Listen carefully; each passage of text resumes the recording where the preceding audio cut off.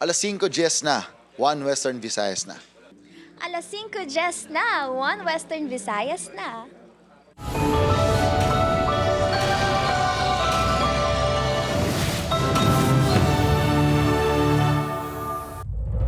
Mga balita nga aton tutukan subong nga hapon.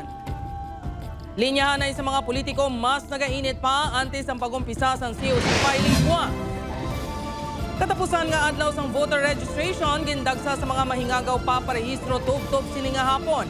Ibalon taman ang pagpanghanda sang COMELEC sa COC filing nga magasugod buwas nga adlaw.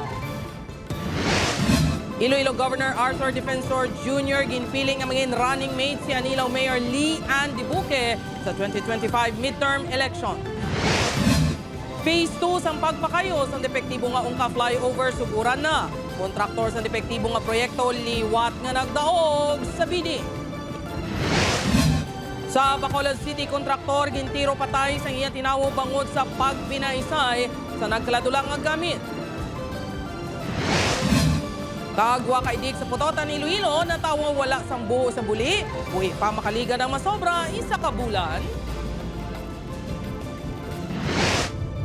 Ini ang GMA Regional TV, 1 Western Visayas. Mayong hapon, ako si Gertrude Charlatan. Mga kapuso, madamong nga tao naghingagaw magparehistro sa last day sang voter registration sa Iloilo City subong nga adlaw. Samtang COMELEC Bacolod City, 500 ka registrants lang ang ginakomodara pisar sang pagdagsa sang tawo. Si Zen Kinantang Sasa nakatutok pa live sa COMELEC office sa Leganes, Iloilo. Zen?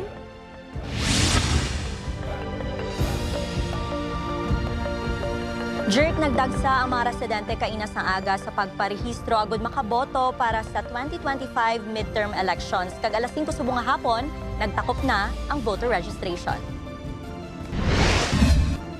Malabang nga pila ang nagsugata sa mga personnel sa Commission on Elections Iloilo City sa isa ka mall sa distrito sang Mandurriao kainas ang aga. Nagdagsa ang mga nagparehistro, nagsaylo kag nagpa-reactivate. By looking at the situation damo gid sa bunga nagapila kay ti last day na gid. So it's a typical Filipino attitude. At biskan sa kadugayon nangagakanda kami sa registration sa last day gid sila permi. Ang pila sa mga nagparehistro nagpaatag sa ila pagkaatrasar. Amo lang gid nga adlaw nga available ko busy abi sa eskwelahan. Subong naman may time kay ga ako center ko daan gabi. Amo na nga tuyo man kung ibang adlaw. Nagpahamtang man sang priority lane ang ahensya para sa mga senior citizen na nagabusong kag PWDs. Pag ako lang, hindi ako marunong. Kaya kailangan kasamahan ako ng anak. Ginapaabot nga madugangan sang 18,000 ka registrants ang voter list sa syudad halin sang Hulyo tugtog Setyembre sining nga tuig. Sa 25,000 ka deactivated voters, wala naman makalabot sa 1,000 ang nagpa-reactivate. Samtang alas 2 pa lang nagsugod na ang linya sa isa ka mall sa Mandalagan, Bacolod City kung sa din ginhiwat ang last day sang voter registration. Alas 10 sang aga, nagdangat masobra 1,000 ang naglinya, apang 500 lang ang ginhatagan sang priority number sang COMELEC. Wala man ginpahalin sa linya ang mga wala nakakuha sang numero. Apang sa kadamuon sang naghingagaw, hindi tanan ang makarehistro. Pasensya na ilalanta because ang iban garason may obra, may klase. But yet, COMELEC has been open for the last 8 months. Abre kung Sabado, kung holiday, overtime kita. Ang ining nga mga botante nagdepensa. Tani, tiyanon mo kay may obra man tanga ano mo kasi amo ti. Gay nga gaw man tama kasi din timos ti wagit may mo ti. Last day na gid. Kay kabudlay siya galain niya matchak, ti wala kami time magparehistro. Sa pagumpisa sang COC filing buwas, ginpahanumdum sang COMELEC nga ginadumilian ang pagpatigayon sang gimmick sa sulod sang mall, pareho sang pagdala sang placard, confetti kag sound system. 3,000 naman ka mga personal ang iga-deploy sang PRO6 sa bugos nga rehiyon. We have already prepared our security plan. Ang mga areas ngayon na are controlled areas. Medyo enhance ang aton ng mga security. So, i-reinforce na lang sa aton mga kapulisan.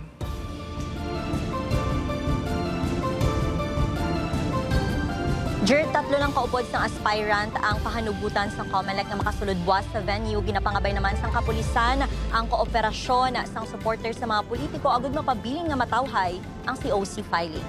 Jer? Madam Oged, nga salamat sa update. Kapuso Zen Kilantang Sasa.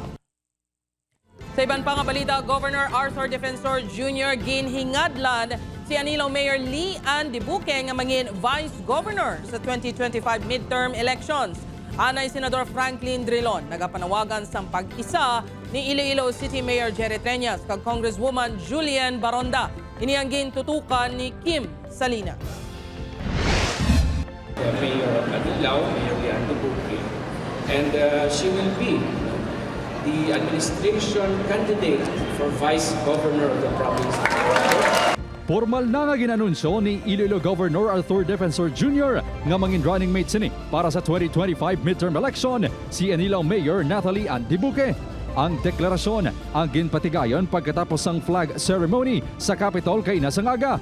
Antes ni nagsumpa man si Dibuque sa Partido Federal ng Pilipinas. And we want to have that kind of partner, no? Dynamic, intelligent, dynamic and competitive, and a good partner for more progress Iloilo. Nahibaloan nga 22 anyos pa lang sa nangin alkalde sang Banwa sang Anilao si Dibuque sang 2016. Kumpiyansa ini nga hindi mangin mabudlay para sa iya ang pagsabat sa imbitasyon sang gobernador sang probinsya. May ara nga a moment of silence kag manumdum. Kay mabudlay nga magsulod sa isa ka bagay kung nagaduwa-duwa ka man lang, kung hilaw ang imo nga determinasyon. But I never shy away from a challenge. I never shy away from difficulty.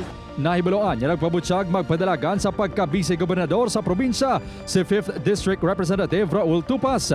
Sa piyak sang pagpili ni Defensor kay Dibuque, 90% na ini nga sigurado sa pagpadalagan sa posisyon kag natala na ini mag-file sang COC sa Oktubre 3. Suno kay Tupas, ginarespeto sini ang hindi pagpili sa iya ni Defensor apisar nagpabutyag ini nga mangin running mate sang gobernador. Depende na ini sa aton pumulit siya sa Iloilo, kag malantaw man kung ano sa hindi ang ilang tagaan sang kumpiyansa. Samtang sa Iloilo City, nagapanawagan naman si Anay Senador Franklin Drilon nga tigaylo mag-engkwentro hanay, magugpong na lang ang mga grupo nanday Iloilo City Mayor Jerry Treñas kag Congresswoman Jamjam Baronda. It will be better for our people. So I appeal to our leaders to come up with a proposal or with a system that will avoid political conflicts at this time of our history. Ginapangayo ko, mag-ariglahanay na sila. Ginpakigangutan sang news team ang spokesperson ni Mayor Jerry Treñas, apang naghulat pa ini sa pahayag sang alkalde. Samtang, wala naman nagsabat si Baronda sa tawag kag text sang news team. Upod Kirmel Porquia, Kim Salinas, 1 Western Visayas. Para sa dugang nga balita sa Bacolod City kang Negros Occidental, mangin kaupod ta si Adrian Prieto. Si Adrian?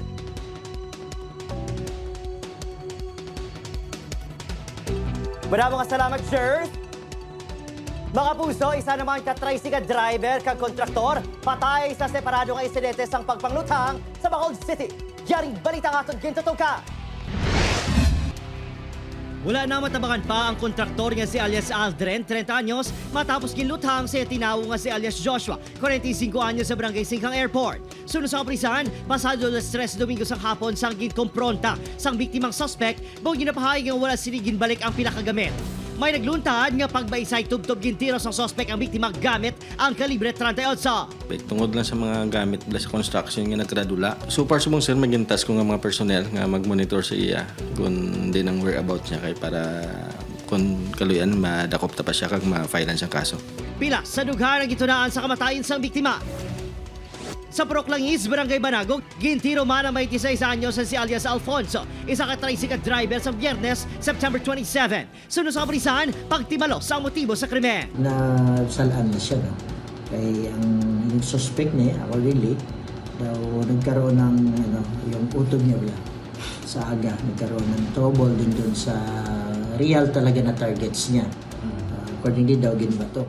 Apang ginalang tao sa kaprisan niya, biktima sa mistaken identity si alias Alfonso. May similarity mo, yung profile, yung height, yung alom, no? May alom yung sa left side ng mata. Live-in partner ng biktima, nagambal na din siya. Natukiban sa otoridad, ngayon bulbadong suspect sa iban pang illegal nga buluhaton sa lugar. Pareho nga magapangatubaw sa kaso ng murder mga suspect nga nagpabilin nga at large. Opod, Kiril Gasilio, Adrian Priatos, 1 Western Visayas. Sa dugang nga balita, ungka flyover ginalantaw nga lubos nga mabuksan sa Disyembre 25 subong nga tuig. Samtang dugang nga 210 million pesos ginahingyo para sa pagpatapos sa Aganan flyover. Ini ang gintutukan ni John Sala. Disyembre 25 sining nga tuig, adlaw sang Pasko, mangin fully operational na para sa mga motoristang ungka flyover. Ini ang ginpasalig ni DPWH 6 Regional Director Sunnyboy Oropel. Ay kaduwa nga phase sa rectification sang proyekto ang ikapatigayon sang International Builders Corporation. Ang original man nga kontraktor sang proyekto nga ginakabig sang kadamaan nga most expensive mistake bangod sa nadiskubrihan nga depekto. Apang ginklaro ni Oropel nga hindi IBC ang balasulon diri. Nag-servisyo lang din sila. Kag nag-implement sang project according to the approved plans and specification given by the UTCP nga sila ang nag-design. Naging commission nga mag-design sa sining structure. Dugang pasini, ginakonsiderar sa DPWH nga IBC ang most qualified sa pagpadayon sa proyekto. Parte naman sa salabton nga ginatudlo sang ahensya sa UTCP, ginatag ni Anay Senador Franklin Drilon nga hindi DPWH ang kinahanglan nga magpasapat sa mga kompanya. Who is accountable? I don't think that's the mandate of DPWH, nor is it his competence. It is the mandate and competence of the Ombudsman and where the case is pending today. Samtang nagapangayo naman sang dugang paghid nga 210 million pesos ang DPWH 6 para sa pagpakayo sang depektibo man nga Aganan flyover. Suno kay Oropel, ang rectification nga obrahon ang kasubong man sa ungka flyover nga pagpatigayon sang jet grouting. Ginapahayag man sini nga may masobra 300 million pesos pa nga pondo nga nabilin sa proyekto. Ginalantaw nga mangin fully operational ang Aganan flyover sa September 2025. Samtang natala naman nga sugura ng konstruksyon sang Panay Guimaras Negros Bridge sa madason nga tuig. Magasugod ang konstruksyon sa second semester sang 2025 apang para pa lang sa Panay Guimaras kag ginalauman nga matapos ini sa tuig 2028. Upod kay Hans Desierto, John Sala. 1 Western Visayas. Mga kapuso, sa Sabado na, October 5, opisyal nga buksan ang selebrasyon sang Mother of All Philippine Festivals, ang Señor Santo Niño at Atihan Festival 2025. Bantayan ang patilaw nga performances ng mga mapasakop sa kompetisyon. 6 p.m. kilitay kita sa Kalibo Pastrana Park upod si kapuso actor Tom Rodriguez na may dalang nga kilig performances. See you there, mga kapuso.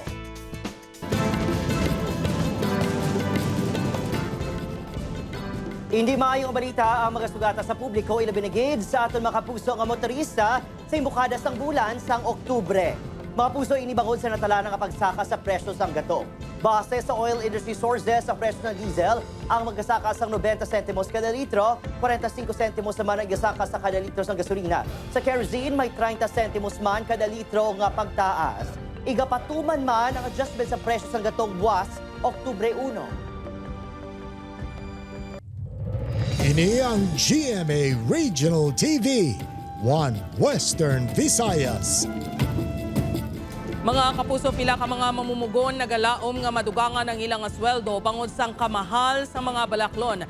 150 pesos nga dugang sa sweldo sa daily minimum wage earners, igaduso. Ini ang gintutukan ni Zen Kilantang Sasa. Hindi na maagwantahan sa mga mamumugon ang pagpadayon sa pagsaka sang presyo sa mga balaklon. Ang rider nga si Joseph aminado, kulang kuno ang kita para sa adlaw-adlaw nga galastuhon. Mahal sa mga balaklon, tapos sweldo mo gamay-gamay lang.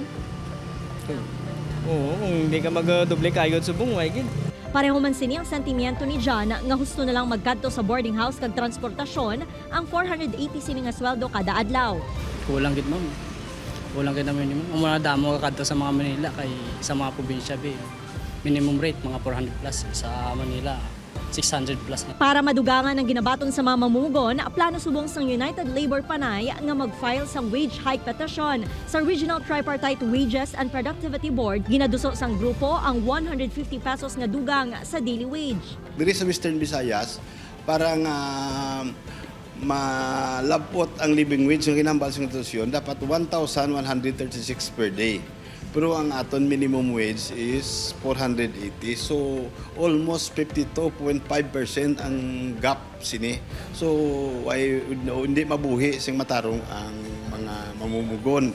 Ginkasugdan sa mga labor group ang 150 pesos bangod sa inflation rate nga ginapangatubang.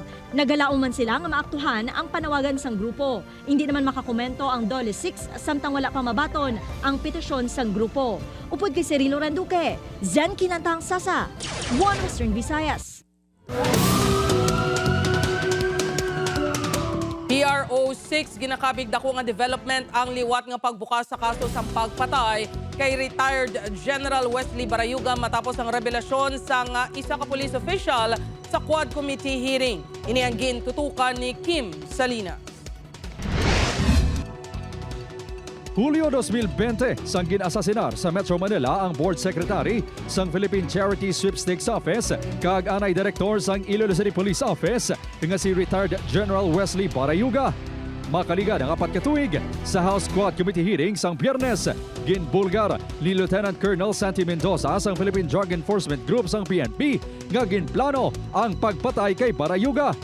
Gintudlo ni Mendoza nga mastermind sa pagpatay, Sanday PCSO General Manager Royina Garma, kag Napolcom Commissioner Colonel Edelberto Leonardo.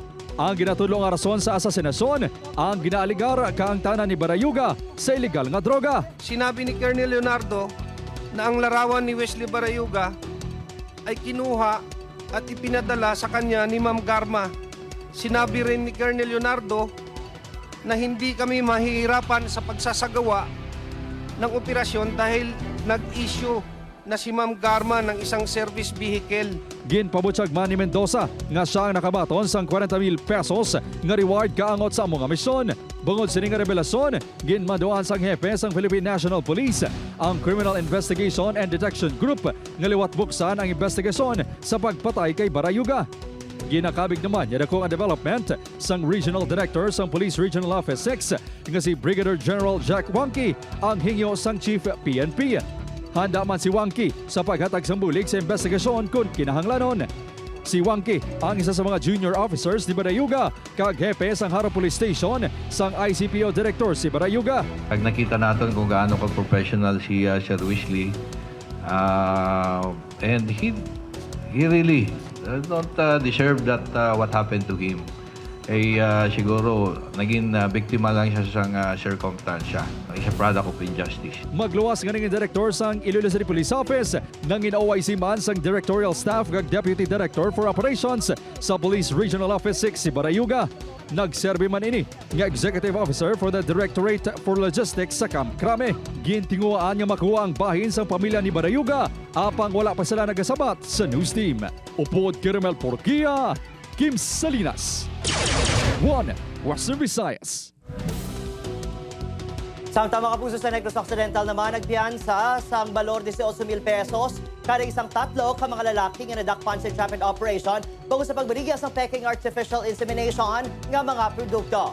Madumduman nga bilang modus, nagapangganyat ang mga suspect nga mag-hoard sang AI products. Ang pila ka mga customer kagin pasalig nga baklo rini sa mastermind nga foreigners sa mas mahal nga presyo. Balor 7,000 pesos ang na-recover sa entrapment operation. Padayon pang ginapangita ang mastermind sang maining ginapatihan isa ka Arab national. Ginapanawagan naman sa kapulisan ng iban pa nga nabiktima sa mga suspect nga mag-report. Kung may mga amos nga modus, kadto na sila sa station para mabuligan man sila namon sa pag-file sang kaso. So at least nakuhaan sila namon sa mga real names nila.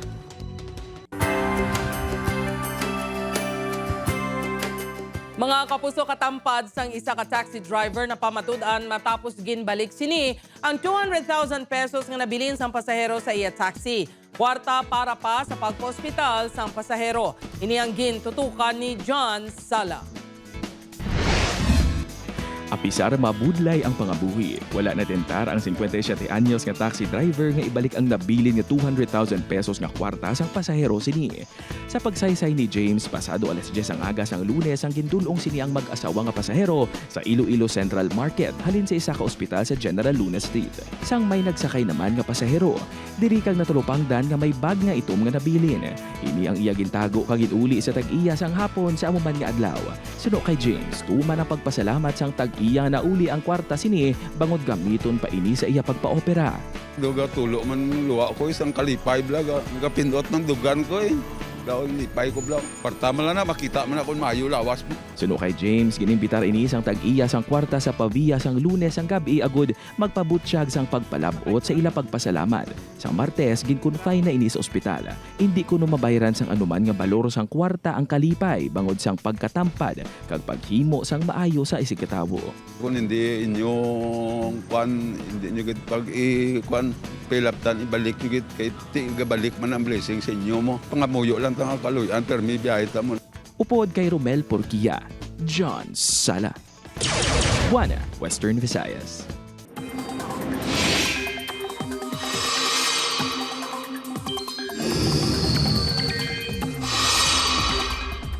Mga kapuso, padayon nga nagalabay ang Bagyo Julian sa baybayon sa extreme northern Luzon, partikular sa may Batanes.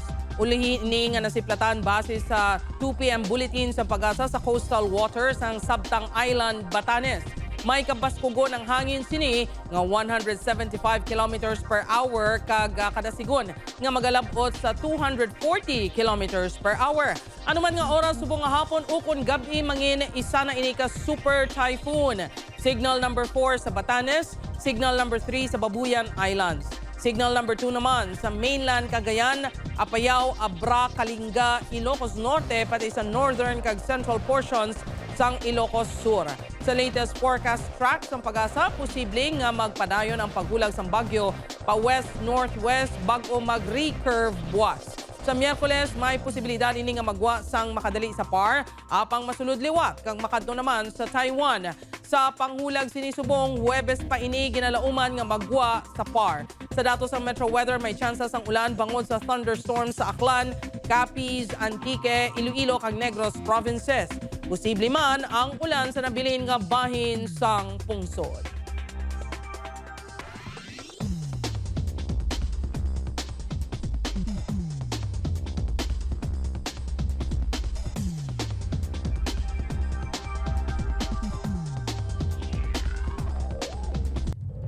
Ini ang GMA Regional TV, One Western Visayas.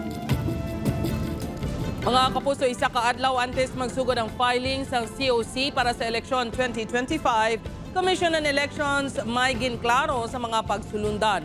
Ini ang gintutukan ni Julius Bilacaol. Sa nakaligad daw fiesta ang sitwasyon sa filing sa Certificate of Candidacy o kon COC. Kagsuno sa COMELEC, kung amuman sinigihapon ang gimmick sa mga magasumiter sa COC para sa eleksyon 2025 nga mag-aumpisa sa October 1, hindi ini makabig nga premature campaigning. Merong ati-atihan, merong mga nakakatisat na mga fiesta, carnival, circus, atmosphere. Asahan na po natin yan sapagkat kanya-kanyang strategy. Pwede nga in person o kon sa bulig sang authorized representative ang COC filing. Pagklaro sang COMELEC, hindi pa opisyal nga kandidato kundi aspirant ang mag-file sa COC. Sila daw po ay kandidato lang sa unang araw ng campaign period.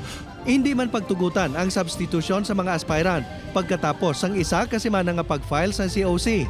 After October 8, we will no longer accept withdrawals with substitutions. Kahit na anong reason pa ng withdrawal except death or disqualification. Sa party list, tugutan sang COMELEC and Bank na maislan sang tub-tub na pulo kangalan ng mga nominee. Para sa midterm election sa May 12, 2025, 18,280 ka national kag local positions ang pag-aagawan. Lakip diri ang 12 ka mga senador, 254 ka district representatives, kag 63 ka party list representatives. Kag sa unang ation, may botohon man para sa 25 members of parliament kag 40 representatives sa Bangsamoro Autonomous Region in Muslim Mindanao. 8 a.m. to 5 p.m. ang schedule sa COC filing halin sa October 1 to 8. Sa Nobyembre ang filing sa COC sa BARM. Sa mga probinsya, nagapanghanda na ang COMELEC kag kapulisan para sa COC filing. Julius Bilacaol, 1 Western Visayas.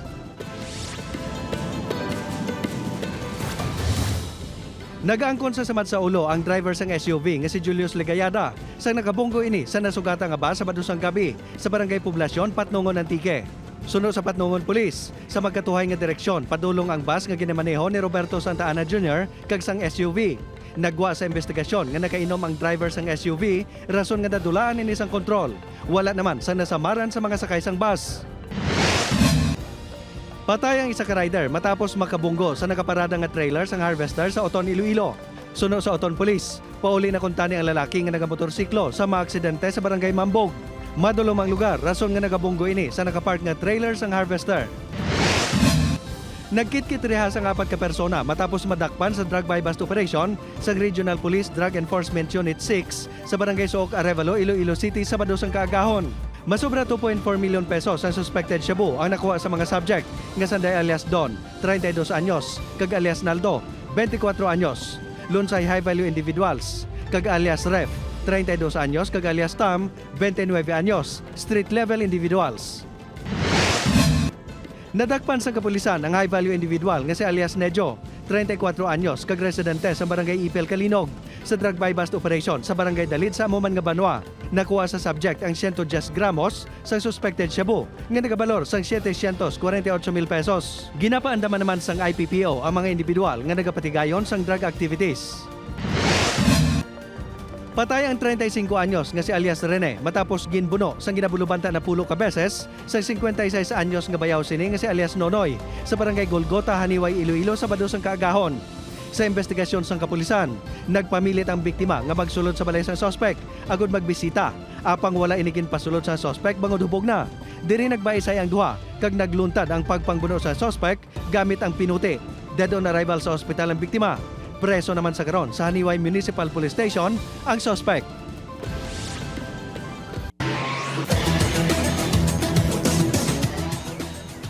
Mapusuyara na sa pangaduha ka pwesto sa team standings ng NCAA Season 100 Men's Basketball ang Mapua Cardinals. Ini matapos, nagpangibabaw ang Cardinals batok sa JRU Heavy Bombers sa hampangagi patigayan sa Phil Oil Eco Oil Center sa San Juan City kahapon. Ang kadalagan sa Cardinals ang gipangunahan ni Clint Escamis nga nakatigayan sa 19 points kag 4 rebounds. Samtang padayon nga nagapanguna sa standings ang Benil Blazers nga may 5-1 win-loss record.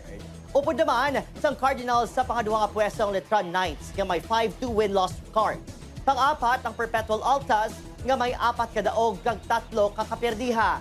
Samtang bantayan alas 11 buwas sa aga ang hampang sang San Sebastian Golden Stags kag Benil Blazers.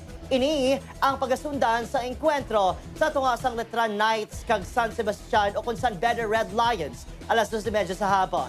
Ang hinampang ang live nga malantaw sa Heart of Asia kag sa live streaming sang GMA Sports kag NCAA Philippines.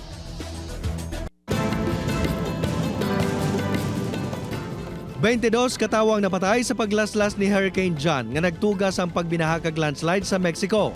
18 sa nagkalamatay ang nagikan sa estado sang Guerrero. 3 naman ang napatay sa Oaxaca kag isa sa Michoacan State. Ang mga pumuluyo sa southwestern Mexico gin-evacuate man bangod sa paginulan. Base sa pinakaulihing update, naghina na ang hurricane.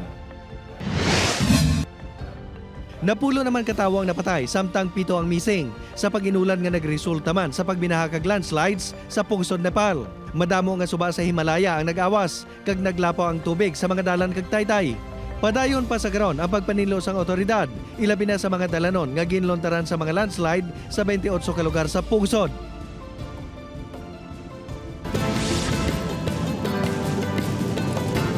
Mga kapuso, duwa ka idik nga libon o kung wala sang buho ang buli, masobra 1 ka bulan na nga buhi. Pamilya, luyag nga maoperahan gilayon ng mga ini. Ini ang gintutukan ni John Sala. 14 katuig na nga nagasagod sang baboy ang pamilya Peña Florida sang barangay Maluscod, Pototan, Iloilo. Apang 11 nga tion nga may sablag ang pila sa mga idik nga nabunag nagligad nga bulan. Ginakibot ni Manang Jermaine nga duha sa mga idik ang wala sang buho ang buli. So nagambal ang amon nga technician, ngambal na 3 to 5 days ang lalaki kuno nga ran. Ma-yellowish siya bala kay ti, way siya guruan gitigko mo. So, hasta tulad, buhi pa ta na.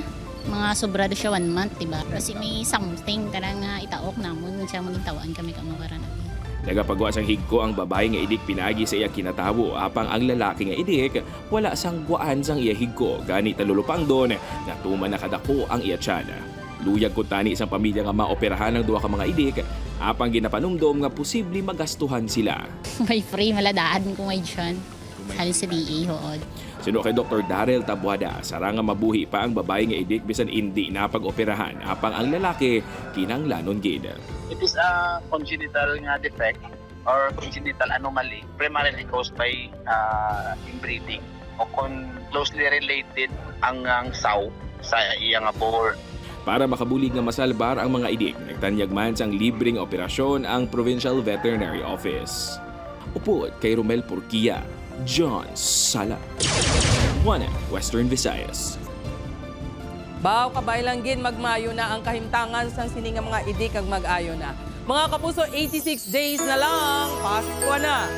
Sa atong mga kapuso diri sa Western Visayas, kag subong man sa atong mga kapuso abroad, madamong gid nga salamat sa inyo nga pagtutok. Mag-isa kita, kag hibaluon ang mga balita tungod local news matters. Ako si Gertrude Charlatan, ini ang 1 Western Visayas, bugos nga puwersa para sa mas dako nga misyon, kag mas masangkat nga pagserbisyo sa pungsod.